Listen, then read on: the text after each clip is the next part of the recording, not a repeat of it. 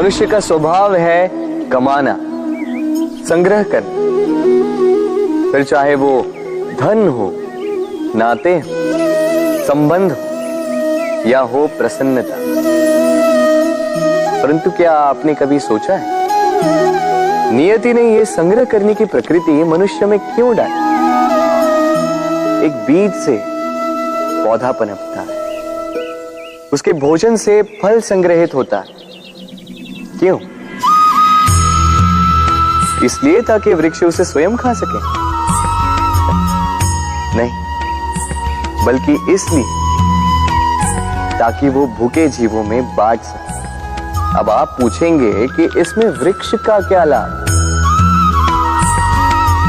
लाभ है, क्योंकि जो बांटता है वो मिटता नहीं। जो फल ये जीव खाते हैं वो उसके बीजों को वातावरण में बिखेर देते हैं, जिससे जन्म लेते हैं नए वृक्ष। उसकी जाति, उसका गुण, उसकी मिठास अमर हो जाती है। इसलिए स्मरण रखिएगा, अमीर होने के लिए एक एक क्षण संग्रह करना पड़ता है, किंतु अमर बनने के लिए एक एक कण बांटना पड़ता है।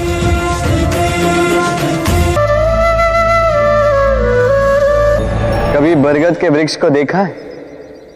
कितना विशाल होता है।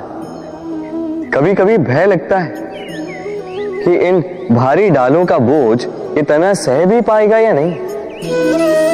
भय लगता है कि कहीं ये वृक्ष टूट कर न गिर जाए, किंतु नहीं। समय पड़ने पर शाखाओं से निकलने वाली ये बेलें धरती की ओर बढ़ती और फिर स्वयं जड़ बनकर इस वृक्ष को सहारा देती।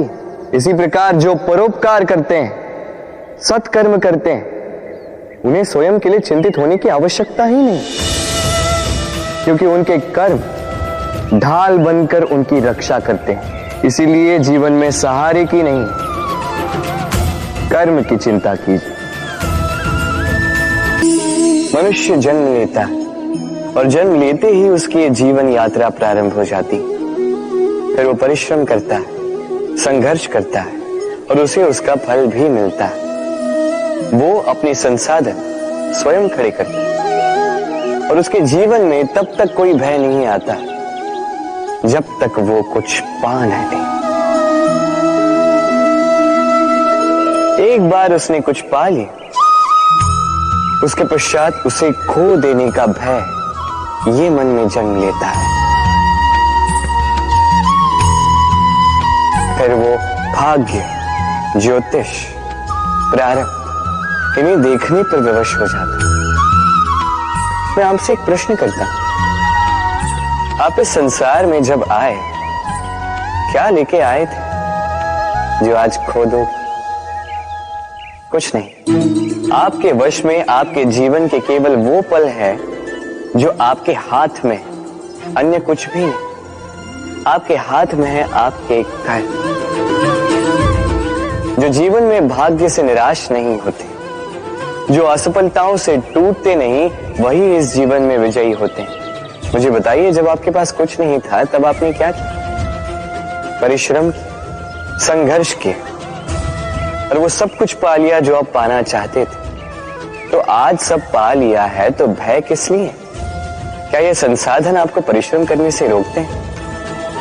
नहीं। इसलिए अपने हाथों की रेखाओं में अपना मार्ग कभी ना ढूंढे, क्योंकि संसार में जिनके हाथ नहीं होते वो भी निश्चय से अपना स्वयं का प्रारब्ध स्वयं बना लेते हैं।